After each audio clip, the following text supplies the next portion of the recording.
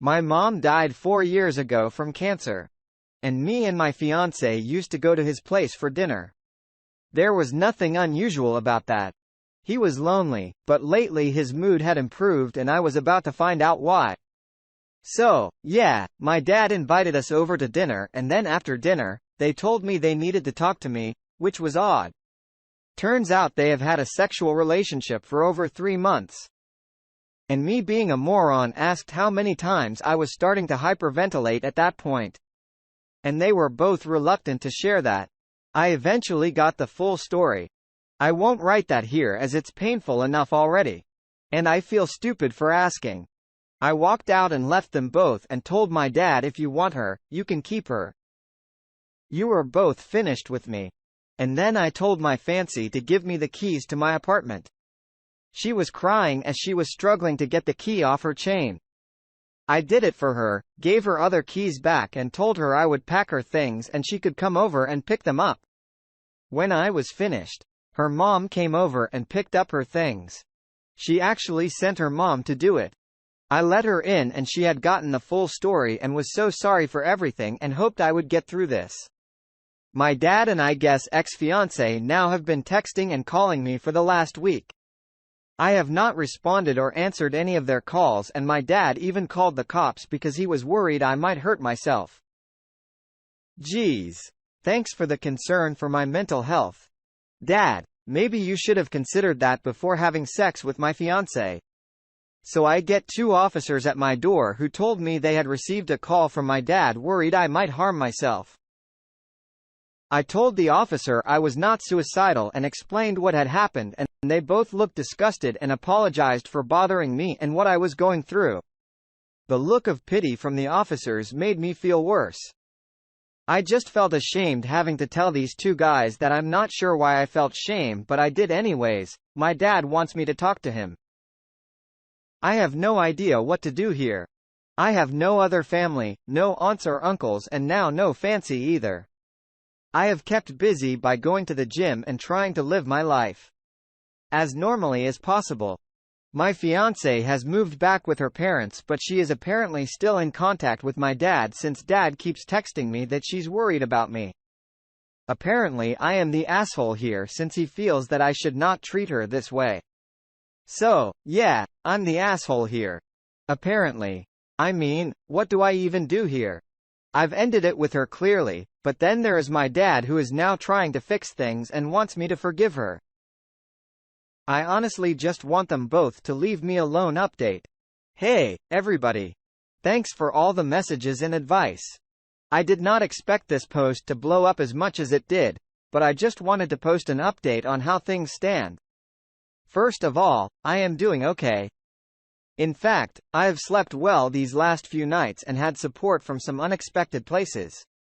Many of you wanted me to go public and tell everyone. Well, I did not have to. My now ex-fiancée took care of that for me. She told her best friend expecting sympathy and instead she raged at her and now most of her friends and mine are now fully aware of what has happened. Her best friend called me and we spoke for over an hour. Apparently, whatever angry thought I may have had regarding my now ex-PC was nothing to what she and her friends subjected her to. They have completely cut her off and they even asked her if she slept with any of their fathers. Her best friend also told me that she still believes I will forgive her and that she wants me back. Not happening. And seems to be a little, shall we say, unstable right now. She seems like a total wreck. I also spoke to her parents and told them to give her time and don't kick her out. I honestly, despite what she did, don't want her to do anything stupid. Her parents are probably more pissed at her than I am. I also met my dad. We spoke in person and honestly, the reason we spoke is that I wanted to pick up some things from home. I had a friend of mine with me just in case I felt the urge to punch him. He made no attempt at small talk and my friend was walking very close by me like he was expecting me to attack him and was ready to restrain me if it happened. So that's the update. My girlfriend is a nervous wreck, dumped by all her friends. Her BFF and I have become good friends. No, we are not sleeping together or anything like that, but she has supported me and we have kept talking on the phone. She had been cheated on too, but she could not even begin to imagine what I went through. Honestly, I feel okay. I cut my dad off completely after I got some of my mom's things, including her wedding ring. I am taking this. I told him and he did not argue, and you can have this, and I gave him my engagement ring, not expensive. And honestly, I did not know what I was going to do with it anyways. He just looked at me, and now finally it dawned upon him just how badly he had messed up. I also told him to stop telling her that I may forgive her. You are messing with her head and she needs to realize it's over. He said he would not contact her again. I told him I did not care if he did or not. Final update. Hi. I just decided to post one final update since I have been bombarded with questions about how I'm doing and if anything has happened. I am doing okay. My dad and my ex-fiancée have not contacted me at all and have left me alone. I have had moments where I felt lonely and angry, but I had people who have been there for me, my ex-fiancé's BFF, and I have gotten close, and we decided to go on a trip, just me and her. We are not together, but we have gotten close. My dad and my ex-fiancée, like many predicted, have been talking and someone spotted them together in town. I kind of suspected it would happen. It honestly does not bother me. They deserve each other. And I'm just thankful I found out before I married her. More people have found out what happened now. She and my dad have lost a huge part of their social circle. So I guess with many disgusted with them both, they found each other. Misery loves company after all. I also made it clear to my other friends that if they wanted to contact her and talk to her, that it wouldn't bother me. I don't want to control anyone or make anyone feel they have to stay away from her because of me. I am not going to be a vindictive asshole that only hurts me in the long run. So to summarize, I am doing okay, still seeing the therapist, and have gotten close to my ex-fis former best friend. I do get depressed and feel angry and lonely sometimes, but I have learned to deal with it.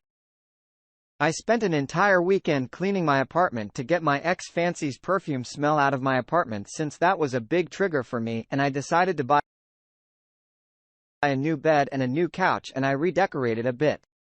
I sold the old bed and my old couch, and honestly, it feels like a new apartment. A fresh start, if you will.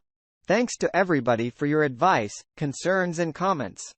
They helped a lot and I needed to vent about it. Wow, man. I'm so sorry that you had to go through this, but you did an incredible job of handling the situation and you have nothing to be ashamed of.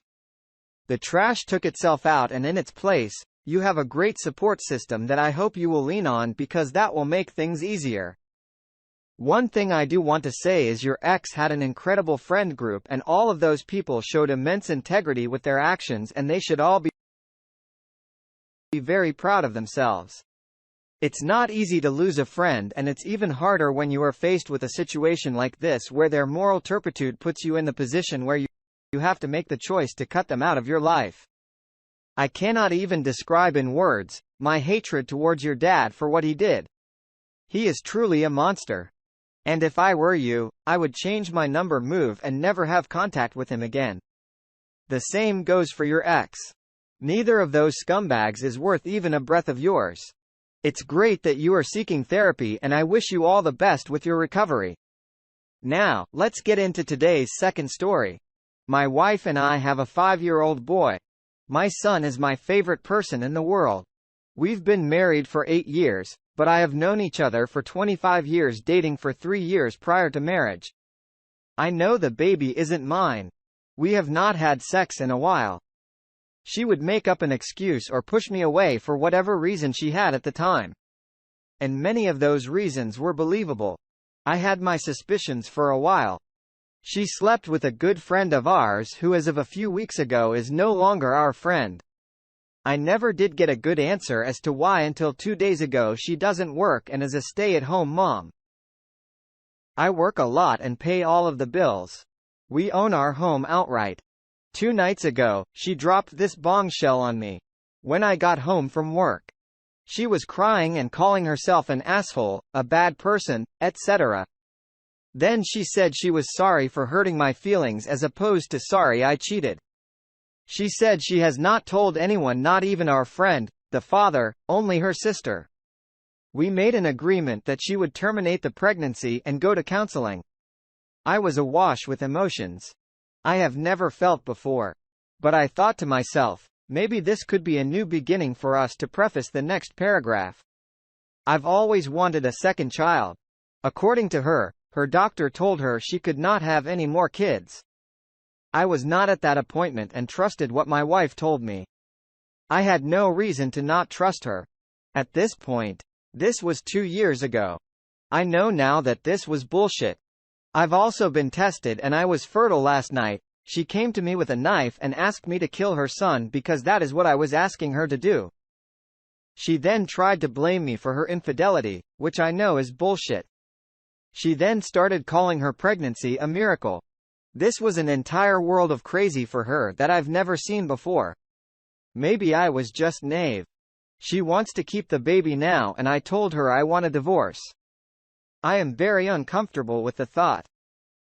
I won't be able to read bedtime stories to my son every night now and do the things we do every day together, and I'm not comfortable with my wife meeting someone new and my son calling him daddy because we are in California. I know I am screwed when it comes to divorce and child custody, and that isn't helping things. I cannot afford a lawyer, let alone a good one. I have done nothing wrong here.